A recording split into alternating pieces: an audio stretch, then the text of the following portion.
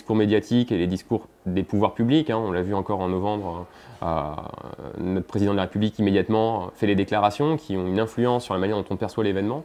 Donc ça, il faut l'analyser d'abord, c'est ce que je fais dans un premier temps, analyser la manière dont sont traités médiatiquement, se constituent en événement public les attentats, parce que c'est finalement à ça qu'on réagit plus qu'à la violence brute telle qu'elle.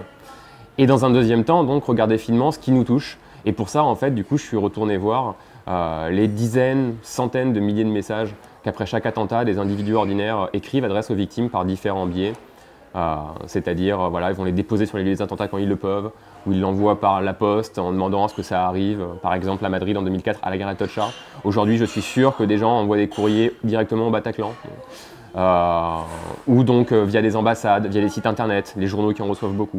Donc je suis allé voir ces messages-là pour voir ce que les gens disent pour exprimer leurs émotions et dire leur soutien aux victimes.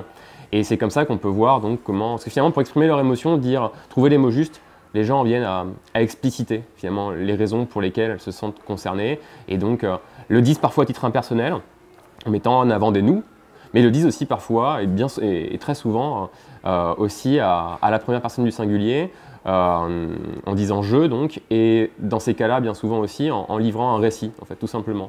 On a des messages très impersonnels du type « non au terrorisme »,« pour un monde en paix », voilà. C'est une manière de dire ce qu'on ressent, à un niveau mondial finalement, parce que quand on dit « non au terrorisme »,« oui à la paix dans le monde », il n'y a pas forcément de la mise en avant d'un sentiment d'appartenance nationale, c'est avant tout un sentiment d'appartenance mondiale. Et quand ça se joue à un niveau plus singulier, les gens racontent, voilà, j'ai un ami à Paris, je me suis inquiété pour lui, et puis en plus c'était le jour de l'anniversaire du décès de ma mère, et donc je me sens d'autant plus concerné, bon, etc. Et donc c'est ces messages-là que je suis allé voir et qui constituent le cœur de la deuxième partie du livre.